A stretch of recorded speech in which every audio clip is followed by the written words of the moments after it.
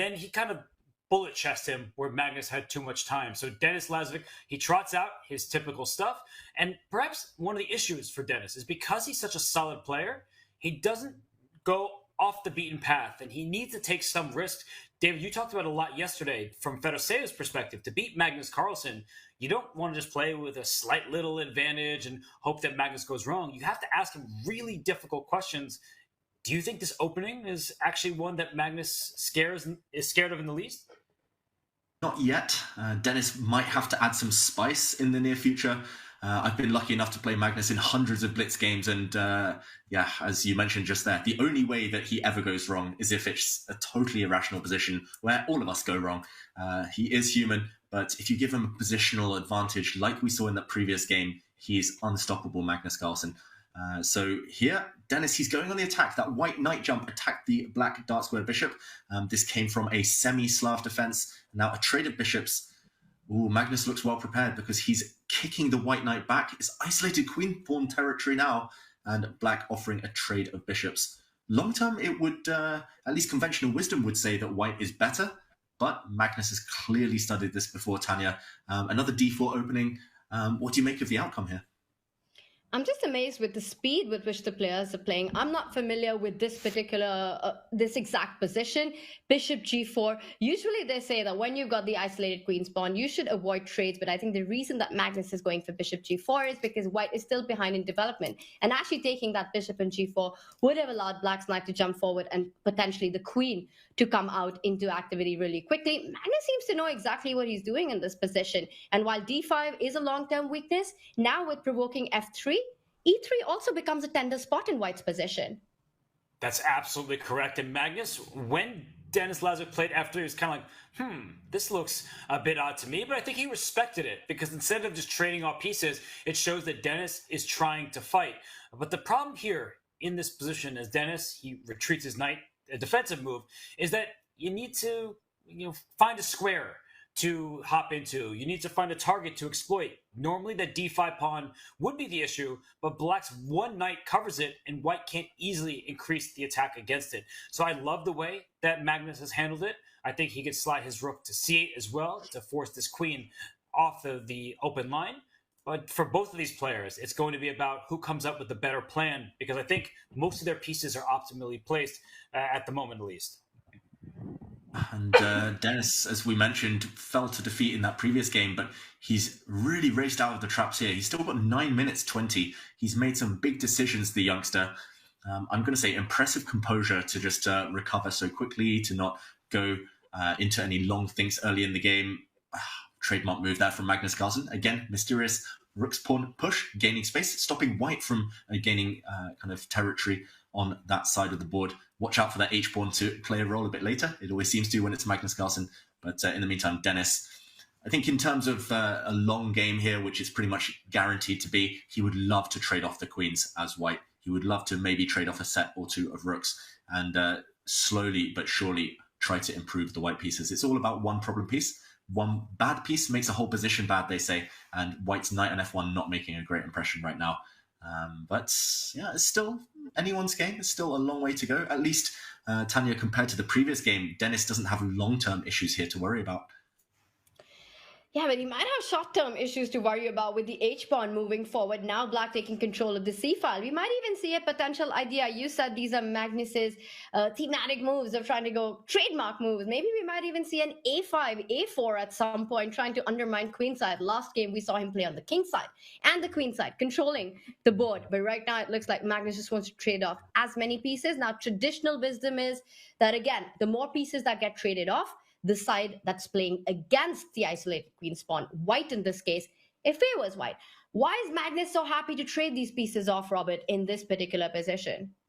It's because he can't, and he being Denis, can't put the pawn back on f2, and that's why his king went out here. That a pawn's best friend is another pawn. You want to keep little pawn chains here and there so that you don't have to use more valuable pieces to defend them. The knight on f1, that's not where it really wants to be. It's defending this pawn on e3, but the king jumps out to f2. I like your idea, Tanya.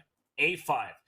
Play a4. Just create a pawn break on the other flank because there's a lot of tension in the center and you can start trading pieces there, but white does have control of that open file. And Okay, Magnus, I mean, he plays h5, he plays a5. He is playing perfect chess in this game. I know Denis is playing well too, but normally we talk about white pressing for an advantage. I don't feel like Denis has anything that he can strike at, and so Magnus, he's really handling this perfectly. You know what I find the most annoying thing in chess, guys? It's knowing Magnus's style, knowing what he's going to play, but somehow not being able to replicate his results, his success. It's crazy. We knew h5 was coming. We knew a5 was coming. Probably Denis knew it too, but what do you do against it? It's just the timing. It's just the sense, the feeling.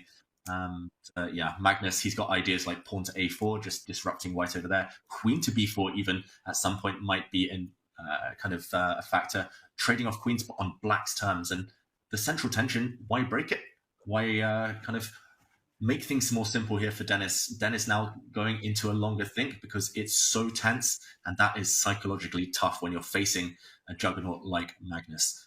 So I think I get the impression at least that we're slightly favouring black's chances, or at least the trend for black. But Denis, he needs to somehow make his mark. I think most importantly, he needs to not lose this game. Just even a draw wouldn't be the worst result. Gain a bit of confidence against Magnus. But a tough spot for the youngster right now. Absolutely. And Denis, we've been so full of praise of his style, which predominantly is extremely strong positional strategic understanding.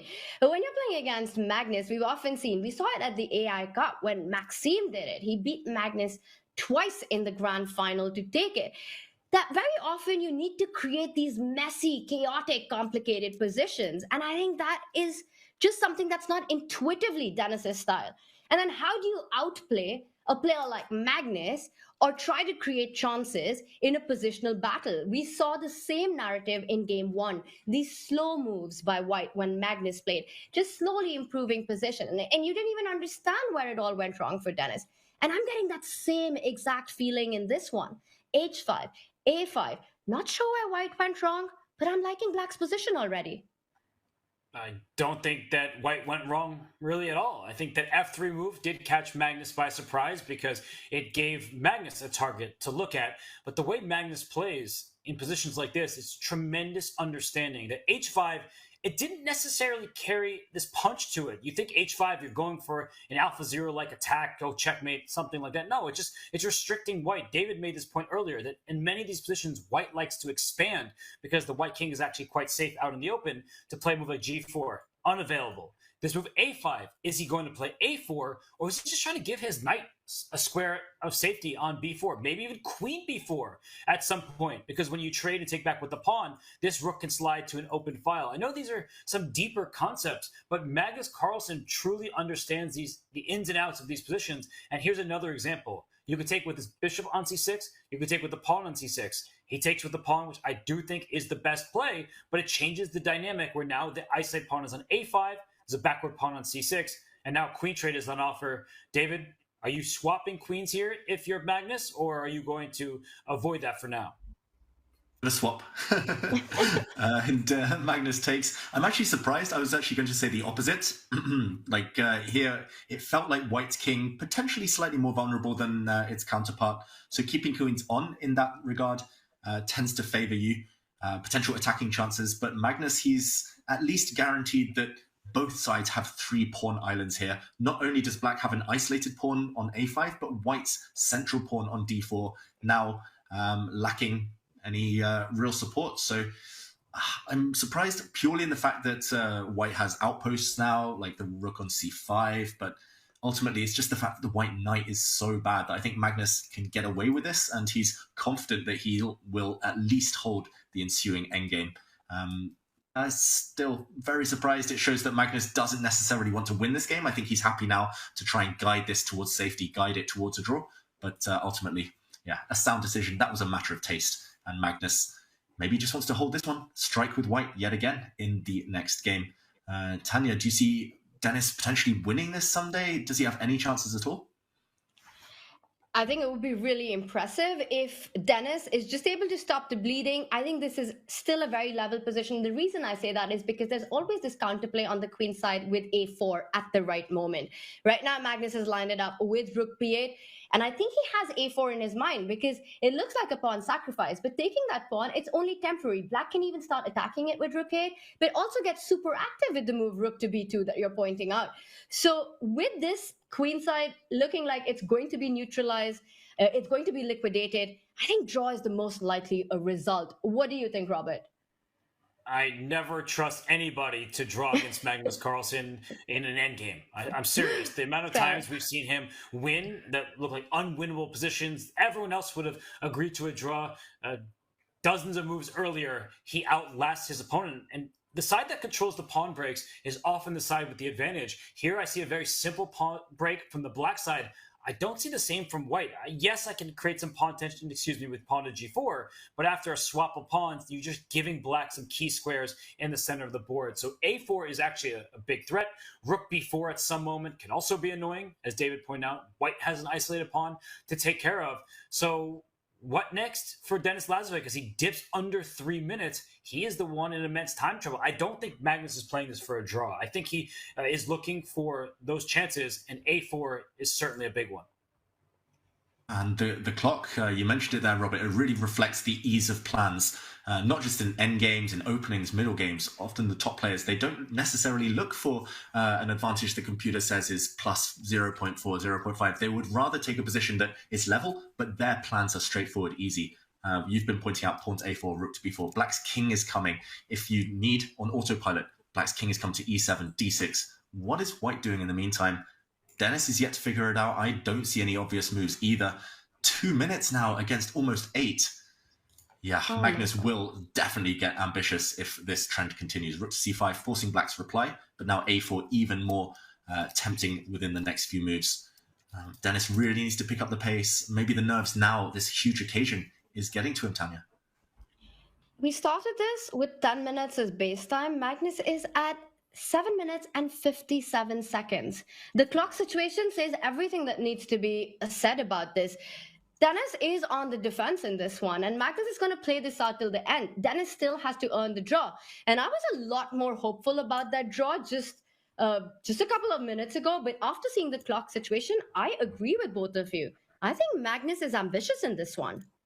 There's been nothing flashy about this game. You just saw the scorecard beneath the players is saying that there were no brilliant moves. There were no really moves deserving exclamation points just because it's been an even battle. You see the accuracy, 99.1 for Magnus Carlsen and not too shabby, 98.7 from Denis Lazavik. The problem for Denis is it's taking him a lot of time to play nearly perfect chess. For Magnus, his moves now are more natural, and he's been playing the start of this game extremely quickly. So look at every turn from Magnus. The knight on f6, dominated by a pawn on f3. Let's reroute that pony. Here comes the knight. Where's it going? Knight d6? Maybe knight c7 to e6.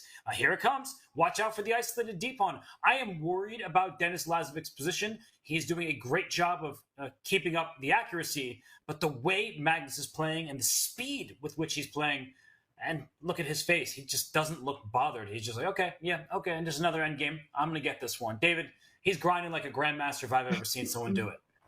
Exactly. He's just improving every single move. Those black pieces are getting better and better. I wouldn't be surprised if he plays the move pawn to g6 now, just to cut out any jumps to the f5 square. There we go, on the board. This is just typical Magnus. He's not playing complicated moves. Anyone's capable of playing these moves given a bit of time, but he's just doing it confidently, quickly. And I've read an interview recently about his World Rapid Championship triumphs and why he's so successful over the other players. He said he admits it's because he's able to maintain kind of this tempo, and he kind of trusts his instincts. He knows when to switch the pace, when to start improving, just to kind of go through this maneuvering phase, and then switch to start hustling the opponent. And I'm waiting for that moment to start. Now, 45 seconds against 7 minutes 30. He's going to start creating threats in the near future. Trust me, Magnus. And it's just about whether Denis can keep reacting. He's held everything together so far. Still great accuracy, 98.3, but it's only going to get more difficult with every single move. Tanya, it feels like it's all in Black's favor. White's pieces are not better than they were 5-6 moves ago. Magnus's certainly are. So instructive the way Magnus has played this one out. And once again, the break will come. It might be a4, might be something on the king side. It will come. And it will be when Denis is down on the clock playing 2 seconds, forcing him to take a critical decision. when he's got no time on the clock. And there it is. With 30 seconds on the clock, Denis Lazavik needs to decide what to do in an extremely difficult endgame. Look at Magnus's clock, 7 minutes to boot. Once again, a masterclass on endgame by Magnus Carlsen. And perfect defense so far from Denis Lazavik, but perfect can be the enemy of the good. He does not have time to continue calculating here. He's brought his king and his bishop to the defense of the b-pawn. At some point, watch out for a move like c5, springing free, that one-time isolated pawn. It may be isolated once again, but that's also a passed pawn. So Denis has some tactics to look out for. He has some positional weaknesses, but he is doing the right thing. So credit to the youngster. I would have collapsed moves ago. He is hanging in tough in the evaluation bar. It's not budging because he's playing accurately. Well done, but the challenge continues because Magnus, hey, he's Magnus. Denis, yeah, I was raving about Magnus's endgame play. Denis, he's great in this department. I think that's why we're so amazed by him, why he's been so successful, especially in these time formats, Rapid and Blitz, because he's got such good instincts. Even with 20 seconds on the clock now, he's finding the right squares for his pieces. He's not allowed his weaknesses to be attacked too easily. He's holding everything together. And actually, if there is a trade of pawns on the b3 square, which is very likely, white will potentially be left with a passed a pawn. He's got chances of his own. So Denis, he's been doing the right thing. Magnus now using his time advantage by pausing, sensing a critical moment. Again, another trait of a top player. And yeah, it's just about whether he can continue to probe away and kind of trick Denis potentially in the near future. The way this is going, it is Black asking the questions, but Denis has all the answers. So yeah, just high quality chess. There we go. A trade of pawns and the bishop recaptures. Magnus selling traps. Look at this. A loose white knight, loose pieces drop off. Denis under 20 seconds. He's got to react now. Ooh, Tanya is hanging by a thread already. Rook to e1. It looks a bit scary for white. But tactically so sharp as well. Denis, he sensed it. He knew that there's an attack on the knight. Magnus immediately played rook e8, putting pressure on the clock. And Denis rightly replied by defending that knight on e3, placing his own rook on that e file. The pressure is on, and we've been talking about how Denis has been handling it so well, hasn't collapsed, while many of the top players would have by now, against Magnus especially.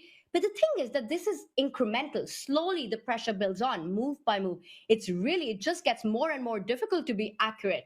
I'm just going to be so impressed if Denis manages to hold this. He's already impressed all of us, but this will be to a whole different level if he manages to draw this one.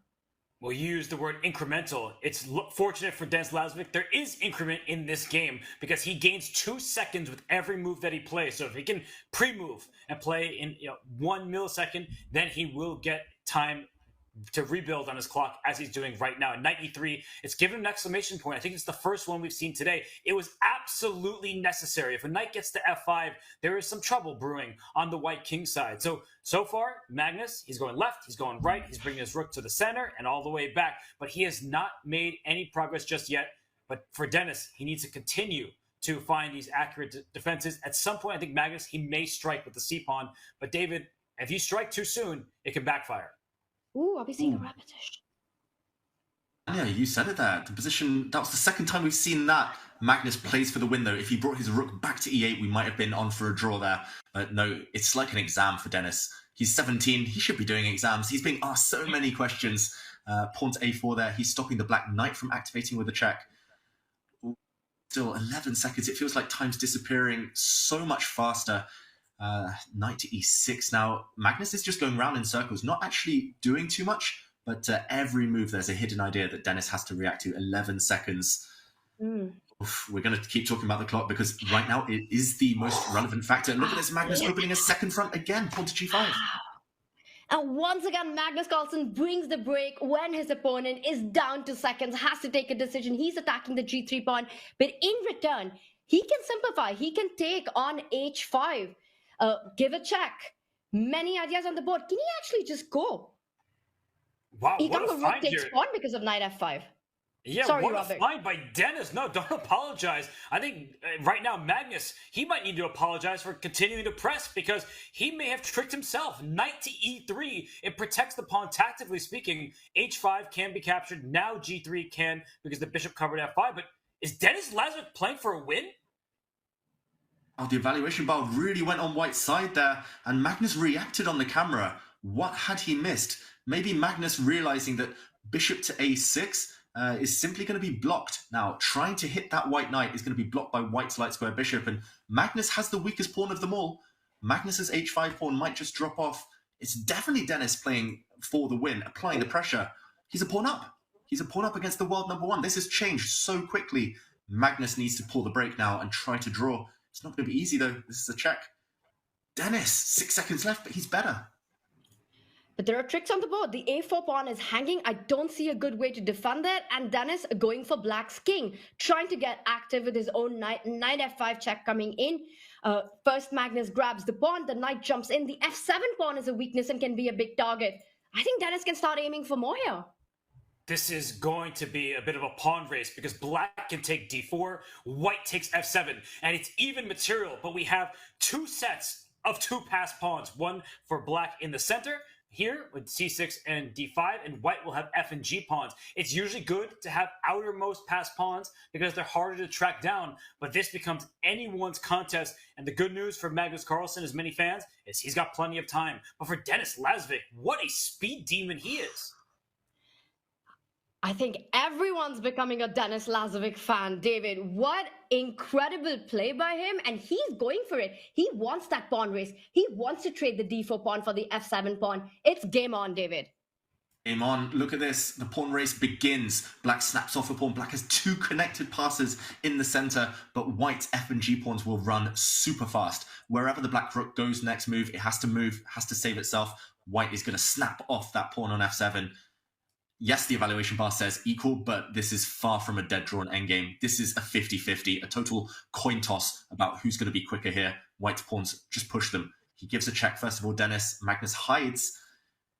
Maybe if white pushes forward, will Magnus snap that pawn off? I was going to say he could have taken it, forced a draw, but Magnus playing for the win. Denis under 10 seconds. Oh, Robert, I'm finding this so hard to predict. Every move, it feels like it could turn. This featured chat right now is spot on. Denis is playing brilliantly. He is not going to bow down to the #1 rated player in the world. And this is a G-pawn that is running to the other side. And it's hard to stop. The black king is in the way of your own C-pawn. You would like to push the outermost passed pawn. So Magnus, and this isn't that simple. Sure, he can bring his king in, and that actually looks a bit worrisome. But I think this pawn on C6, can it be grabbed? Denis answers the question immediately because black's bishop's under attack. Great spot, Denis Lazavik. He's basically secured himself safety now, and black's bishop attack gives itself up for the highest price. We're seeing this fizzle out to a dead-drawn rook endgame now. Magnus, you can see on the camera, he knows no more winning chances. This is guaranteed to be a draw. Denis has fought Magnus toe-to-toe on Magnus's home territory and held the balance. We see the position repeat itself, and a draw. Unbelievable. What a hold by Denis Lazavik. This is beyond impressive by the 17-year-old who played majority of the game under 20